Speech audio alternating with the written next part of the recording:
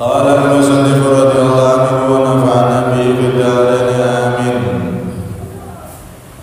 Wathawabu lan ganjaran, wal adabu lan siksaan, wal mizanu lan mizan timbangan amal akhirat, wan naru lan neraka.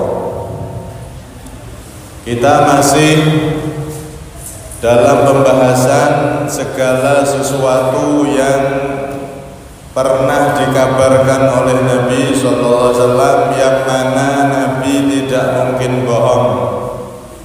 Termasuk yang dikabarkan beliau, diterangkan oleh beliau adalah wathawabu wal adabu, pahala dan siksa atau dosa. Pahala dan dosa itu ada, dan nanti setiap manusia akan diberi sesuai amalannya. Kalau amalan baik ya dikasih pahala, kalau amalan jelek ya dikasih dosa alias kena siksa. Alhamdulillah. Allah Subhanahu wa taala niku nek maringi pahala atau maringi dosa atau siksa itu dilipat gandakan. Karena Allah Maha Agung, maka pemberian Allah pun agung. Beda nek kula jenengan nggih. Misal enten tiyang nyumbang kula jenengan 100.000. Engko setahun rong tahun yo balik 100.000. Enggak iso berlipat ganda sampai berapa kali. Paling ya 100.000 umpama mundak ya 150. Kalau kita ngasih hadiah ke orang yang besar, wong sing sugih, kita kasih hadiah padahal cuma sedikit, mungkin balasannya bisa berlipat-lipat karena dia orang kaya. Disenengno atine, dikai sithik, akhirnya sampean dikasih banyak, dibales banyak. Begitu juga orang itu bales sesuai dengan kebesarannya. Nek wong biasa ya balesnya biasa, tapi nek bos gede niku nek ngasih mesti ya gede. Begitu juga dalam pahala. Pahala itu bisa dilipat gandakan oleh Allah sesuai dengan keinginan Allah. Sama halnya dosa juga sama, bisa berlipat ganda. Biasanya pahala niku dilipat gandakan satu karena waktu. Contoh pas waktu Ramadan. Nah, niku walaupun sholat sunnah dapat kelipatan pahala jadi pahala fardu. Maksiat juga sama. Kalau pas Ramadan maksiat, maksiatnya lebih besar, siksaannya lebih besar. Dilipat gandakan karena ada kemuliaan waktu. Yang pertama. Yang kedua, bisa juga dilipat gandakan karena kemuliaan tempat. Di dalam hadis Nabi menyebutkan kalau ada orang sholat sekali di Masjidil Haram ten Mekah mriko, niku sholatnya sekali seperti sholat 100.000 kali di masjid yang lain. Masya Allah. Makanya pas haji umroh ojo ning hotel ae, perbanyak untuk ke Masjidil Haram. Mugi-mugi sing dereng mriko saged mriko mengke. Amin Allahumma. Salat di Masjidil Haram sekali niku koyok salat ten Muhajirin 100.000 kali. Bandingannya beda jauh. Kelipatannya beda jauh. Kenapa? Karena kemuliaan tempat. Begitu juga maksiat sama. Enten wong maksiat napa niku di tempat-tempat biasa ya dosanya sesuai maksiatnya itu. Tapi misal enten wong pacaran maksiat ning jero masjid. Wong pacaran malah berduaan di dalam masjid ning dhuwur bisa dianggap hotel. Maka ini maksiatnya lipat kali, berlipat ganda itu. Dosanya kelipatan lebih besar lagi dibanding yang maksiat di luar masjid. Kenapa? Karena terpengaruh oleh tempat. Pahala bisa berlipat, maksiat juga bisa berlipat. sampai ada sebagian ulama niku menghukumi makruh orang yang berada di kota Mekah kalau dia nggak bisa jaga adab, nggak bisa jaga diri, senengnya ahli maksiat, ojo jejak-jejak di Mekah neng omah. Nah kita orang ya tuh, terus saya ini ojo jejak-jejak di masjid. Kenapa? Karena khawatir kalau jadi penduduk Mekah dekat Masjidil Haram ternyata dia malah ahli maksiat di situ. Wah itu maksiatnya berlipat ganda itu. Makanya sampai sebagian ulama mengatakan makruh bagi orang yang dia ini khawatir maksiat punya rumah di Mekah, di dekat Mekah itu, di dekat Masjidil Haram itu hukumnya makruh. Khawatirnya maksiatnya dia itu dilipat gandakan oleh Allah dengan kelipatan yang begitu besar karena dia berada di tanah suci. Oh main yang tanah suci, wah ini kok bahaya. Nek gak iso jogo diri bahaya nih. Nah, tapi menurut ulama, 3 ulama, Imam Syafi'i, Imam Maliki, Imam Hambali enggak makruh. Tapi menurut Imam Abu Hanifah ya enggak makruh, ya enggak sunnah. Enggak makruh, enggak sunnah. Kalau menurut 3 imam tadi sunnah malah, bukan makruh. Sunnah deket Ka'bah, sunnah deket tempat-tempat yang mulia. Lah tapi ahli maksiat ini justru itu ahli maksiat deket sama tempat yang mulia, siapa tahu jadi tobat jadi orang yang mulia. Yang nomor 3, bisa juga pahala itu berlipat ganda atau maksiat itu berlipat ganda dosanya karena perbuatan. Perbuatan. Contoh, jenengan hadir di majelis ilmu yang semacam ini. Padahal cuma duduk toh, gratis, kopi yo gratis, gitu, gorengan yo gratis, kecuali sing urun yo ora gratis. Itu duduknya kita di majelis ilmu semacam ini bentuk ibadah kepada Allah yang luar biasa. Bahkan Nabi banyak sekali hadis dan pernah kita utarakan juga, pernah kita sampaikan juga, julu suka saatan inda halqatin yadhkurunallah khairun min ibadati alfi sanah. Dudukmu sebentar berkumpul dengan orang yang berkumpul mengingat Allah, berzikir kepada Allah, apalagi yang kita buat zikir tadi Al-Qur'an, Yasin. Setelah itu kita juga mengingat Allah dengan mengingat ilmu Nabi Muhammad, mempelajari ilmu Nabi Muhammad. Kumpulnya kita di tempat yang seperti ini, kata Rasulullah, disebutkan di kitab Ruhul Bayan hadis ini. Kata Rasulullah apa? Duduknya kita sebentar ini nilainya di sisi Allah seperti orang yang ibadah 1000 tahun bahkan lebih. Karena apa? Perbuatan bisa dilipat gandakan. Enten wong majelis ilmu sama orang yang di rumah sholat sampai ribuan rakaat, bahkan ini sampai 1000 tahun, masih utama kita hadir di majelis ilmu yang semacam ini. Alhamdulillah. Begitu juga yang keempat, pahala itu bisa berlipat ganda, maksiat itu bisa berlipat ganda, dilihat dari orangnya. Orangnya itu juga berpengaruh. Bahkan kalau dewe ngene ku pas buka kitab boten sengaja niku enten kalimat yang seperti ini. Tanaffusun min arifin billah afdalu min sholatis sholeh umrohu kullah. Ada kalimat dawuh sing ngoten niku.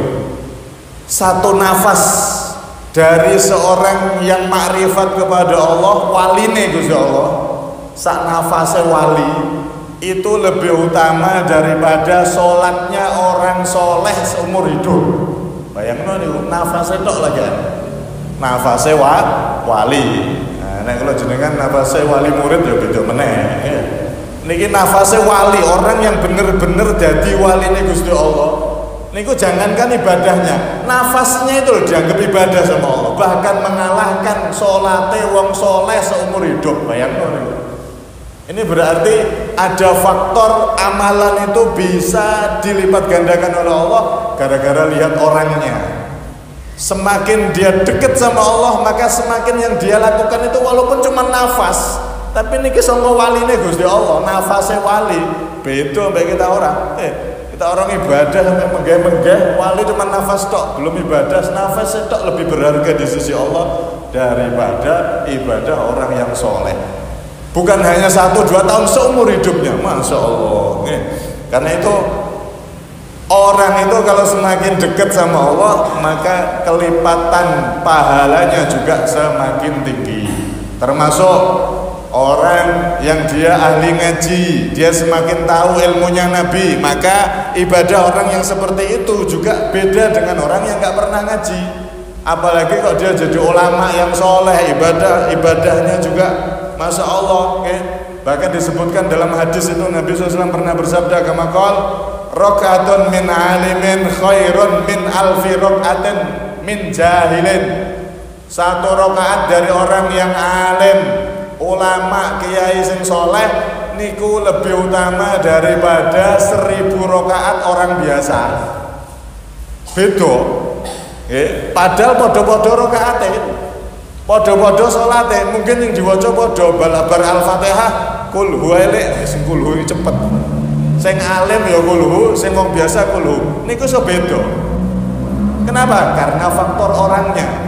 Orangnya lebih alim, lebih berilmu, orangnya lebih dekat sama Allah. Apalagi tadi walinya Allah luar biasa. Karena itu kalau kita nggak bisa jadi orang alim, nggak bisa jadi wali, jangan sampai kita nggak bisa mencintai mereka orang alim dan para wali. Wes niku ajarin para guru-guru kita, kiai-kiai kita, cinta sama para ulama, cinta sama orang-orang soleh, cinta para habaib, cinta para walinya Allah Subhanahu Wa Taala yang mengajarkan kita dekat kepada Allah, mengajarkan kita bersih hati dan semakin menjadi orang yang dekat kepada Allah Subhanahu wa Ta'ala. Jadi karena tempat, karena napa niku waktu seperti Ramadan tadi, karena bentuk amalan, sholat subuh niku 2 rakaat tapi pahalanya lebih mengalahkan semua sholat.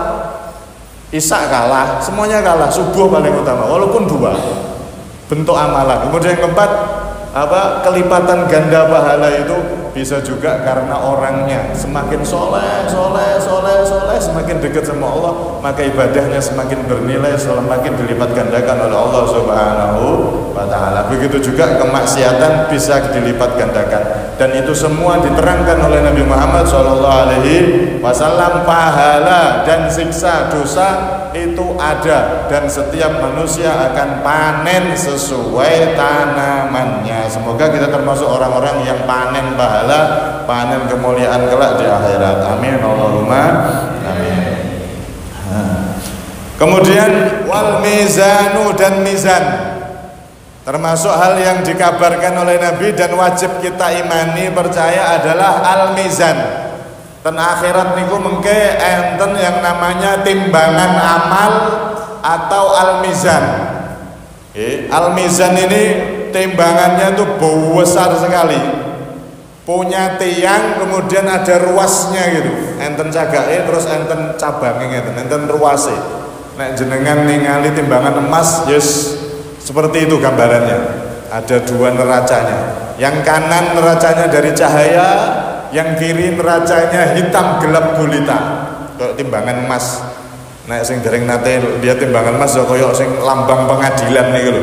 Nggih, kan ada timbangan niku. Nah, seperti itu. Itu besar luar biasa. Nanti setiap amalan dari manusia dicatat di kitabnya masing-masing, catatan amal, dan catatan amal itu nanti akan ditimbang di mizan tersebut. Yang nimbang malaikat Jibril. Beliau yang megang tiang daripada al-mizan, dibantu oleh malaikat Mikail. Itu yang nimbang amalan nanti di akhirat. Suatu ketika Nabi Daud itu pernah pengen diberitahu oleh Allah, ditampakkan seberapa besar sih mizan itu, timbangan akhirat itu, timbangan amal itu.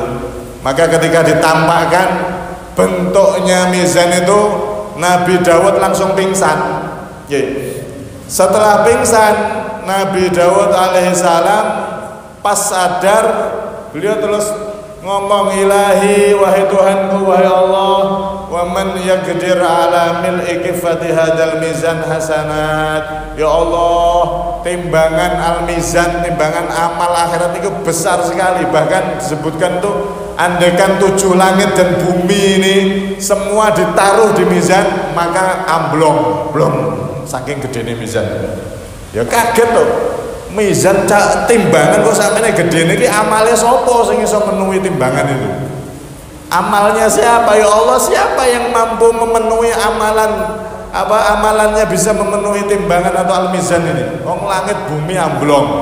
Langit bumi, langit pitu, bumi sab pitu amblong kabeh, dilebokno niku cukup. Nggih, mlebu kabeh timbangan model apa niku? Gede, makanya sampai pingsan beliau. Siapa ya Allah yang mampu memenuhi timbangan yang begitu besar ini ya Allah? Apakah ada hambamu yang bisa ya Allah? Maka dijawab oleh Allah, ya Dawud, idza raditu ala abdi mala'tuhu bitamratin wahidah. Wahai Daud, kalau aku sudah ridho sama seorang hambaku, jangankan amalannya yang besar-besar, dia sedekah 1 butir kurma itu loh bisa memenuhi timbangan mizan ini. Subhanallah.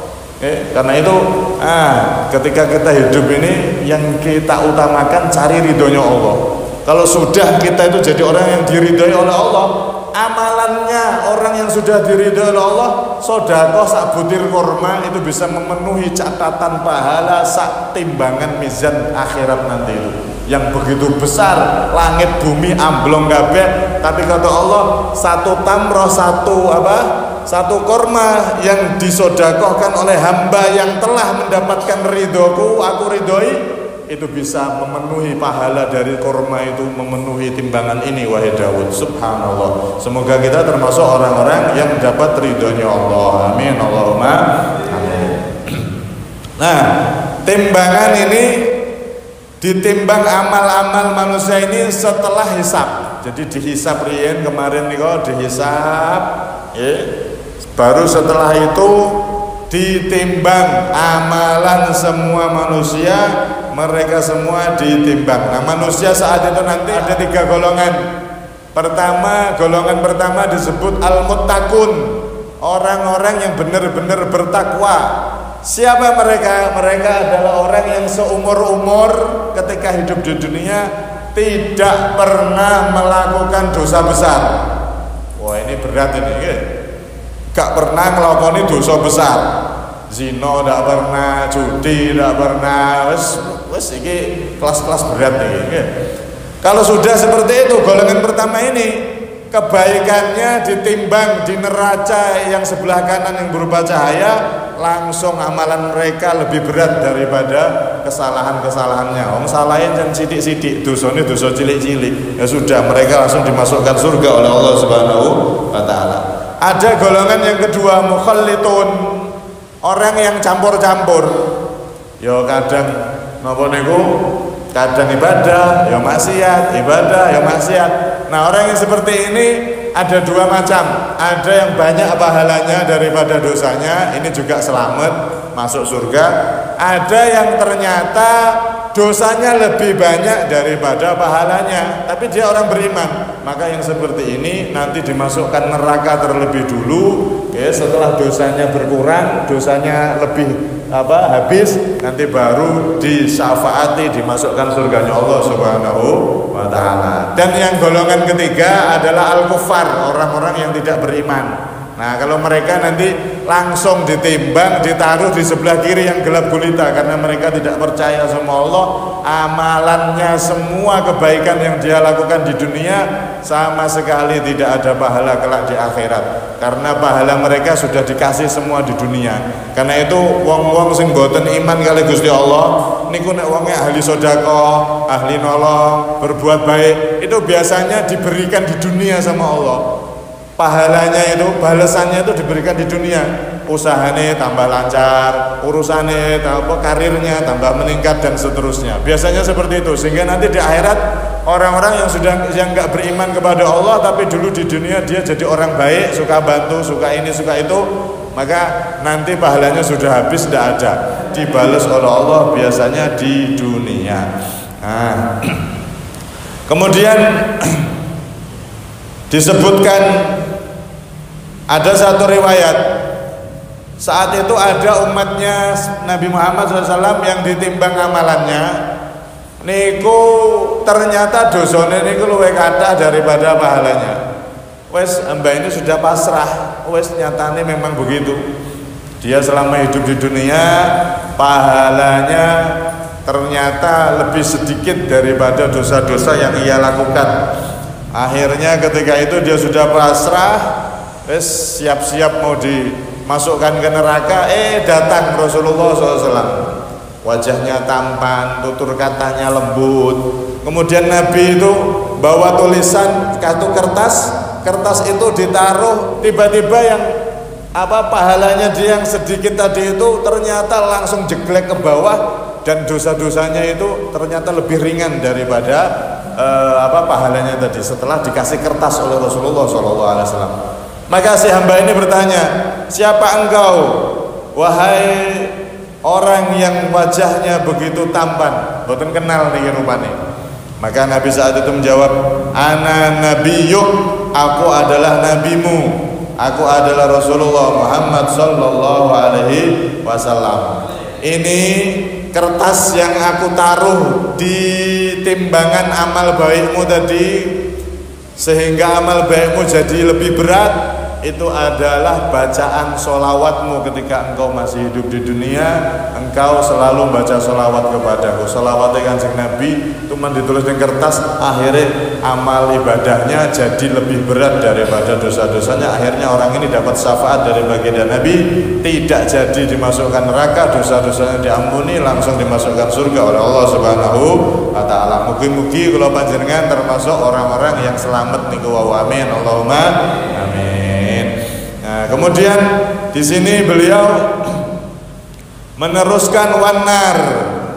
Selain mizan, nanti di akhirat itu juga ada yang namanya neraka.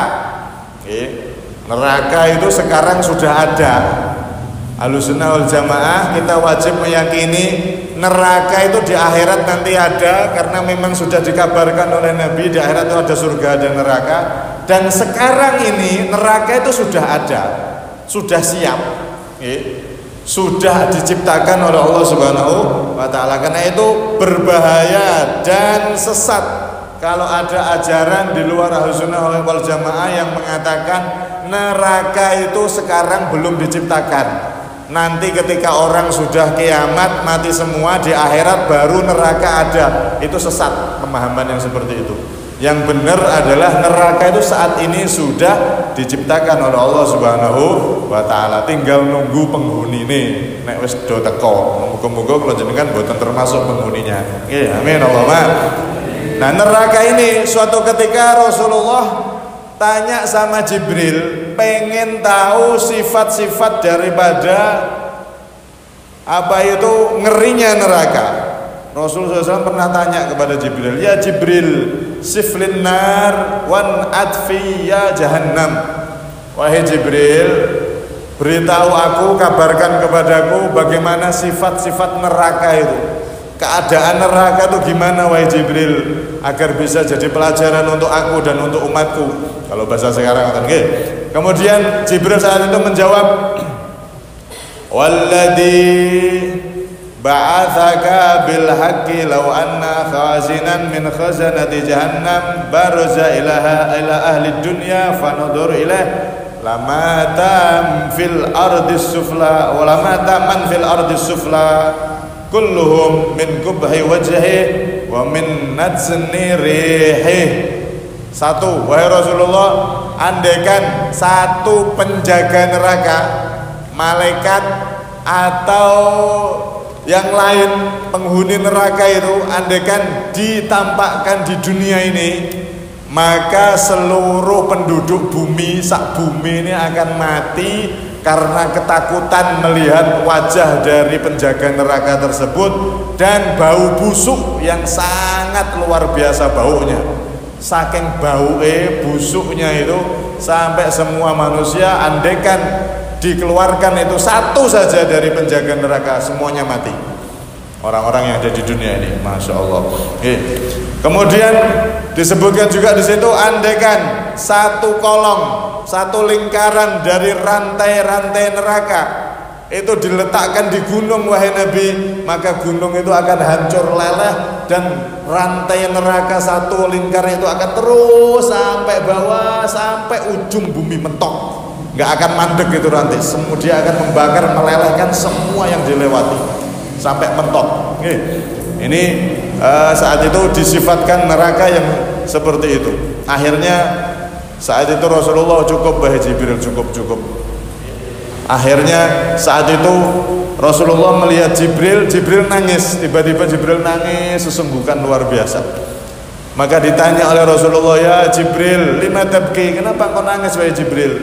Wahai Rasulullah, aku khawatir jangan-jangan aku Jibril ini termasuk akan dijadikan oleh Allah menjadi penghuni neraka.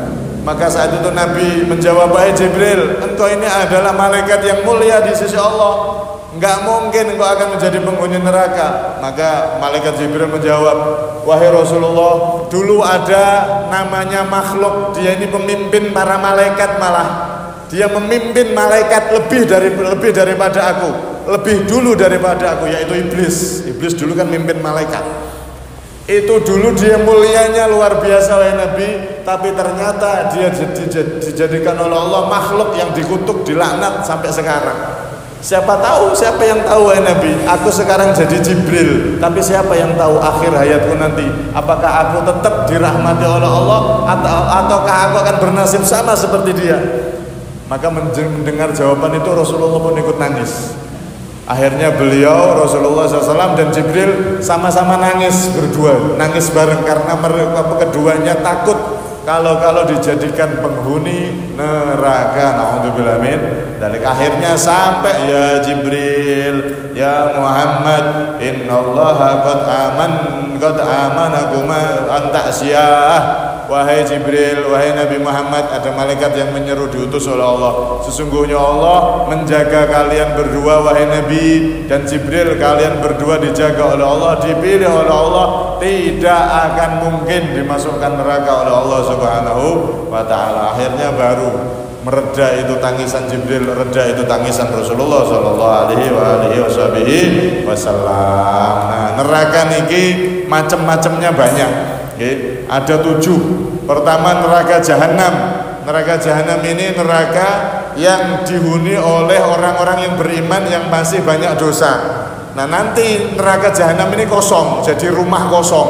Seakan-akan rumah kosong, setelah orang beriman dosanya habis, diangkut semua. Ini neraka yang paling atas. Itu nanti akan kosong neraka jahanam setelah sekian tahun. Kemudian yang kedua, di bawahnya itu ada neraka lado. Neraka lado, semakin ke bawah neraka itu semakin dahsyat siksaannya, semakin ngeri. Nah, neraka tingkatan yang kedua ke bawah ini itu dihuni khusus untuk orang-orang Yahudi. Nerakanya orang-orang Yahudi.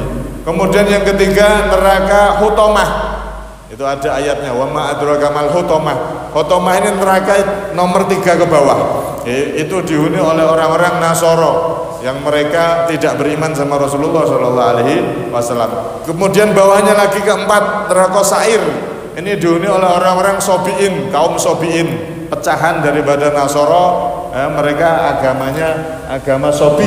Kemudian yang kelima ada neraka Sakor. Sakor ini tempatnya oleh orang yang nyembah api atau nyembah matahari. Kemudian di bawahnya lagi yang keenam Jahim, ada neraka Jahim. Neraka Jahim ini dihuni oleh orang-orang yang nyembah berhala, nyembah patung, nyembah pohon dan seterusnya. Kemudian neraka yang terakhir paling bawah, neraka tingkatan ke-7 paling dasar, itu dihuni oleh Fir'aun, Abu Jahal, Abu Lahab, Abu sing boten jelas-jelas niku, orang-orang kafir yang gembong-gembong orang-orang kafir di setiap zaman ditaruh di situ, dikumpulkan bersama orang-orang munafik, orang-orang yang pura-pura masuk Islam tapi ternyata tujuannya untuk menghancurkan Islam.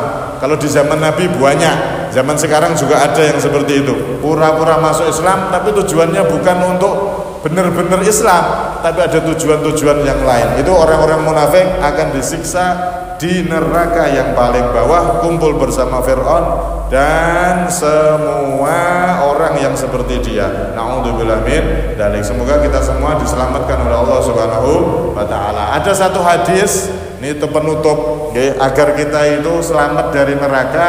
Di dalam hadis Nabi nyuruh kita untuk membaca doa Allahumma ajirni minan nar, Allahumma ajirni minan nar, Allahumma ajirni minan nar, dibaca 7 kali setiap selesai sholat maghrib sama sholat subuh, sebelum ngomong, sebelum wirid apa-apa. Jadi salam assalamualaikum, assalamualaikum, langsung Allahumma ajirni minan nar, Allahumma ajirni minan nar, Allahumma ajirni minan nar, baca 7 kali. Boleh dibaca ajirni, boleh juga dibaca ajirna. Kalau ajirni, Allahumma ajirni, selamatkan aku ya Allah minan nar, dari neraka. Boleh juga dibaca Allahumma ajirna, diniatkan untuk keluarganya dan orang-orang yang dicintai. Selamatkan kami ya Allah, Allahumma ajirna minan nar, Allahumma ajirna minan nar. Itu dibaca 7 kali setelah sholat maghrib sama sholat subuh. Cepet mawon itu. Allahumma ajirna minan nar, Allahumma ajirna minan nar. Ping 7 tok, gremeng betul napa-napa. Dibaca pakai suara sekira telinga kita dengar. Itu amalan dari Rasulullah SAW, banyak disebutkan di kitab hadis itu. Nabi mewasiatkan kepada sahabatnya untuk baca itu setiap selesai sholat subuh sama selesai sholat maghrib. Allahumma ajirna minan nar 7 kali sebelum baca apa-apa, setelah salam. Niku napa amalan dari Rasulullah SAW langsung. Jadi nek maca niki insyaallah termasuk orang-orang yang tidak akan tersentuh neraka. Andaikan mati di hari itu pas subuh kok maca, maka siang itu meninggal, dia tertulis jadi orang yang gak akan tersentuh neraka. Kalau dibaca maghrib malamnya kok ninggal, maka dia tertulis jadi orang yang selamat, tidak akan disentuh neraka. Makanya dibaca terus subuh maghrib, subuh maghrib, subuh maghrib. Pas kematian datang selamat dari neraka. Amin Allahumma amin. Mungkin panjang umur sedaya dan selamat dari neraka. Kita semua jadi orang-orang yang beruntung dunia akhirat. Amin.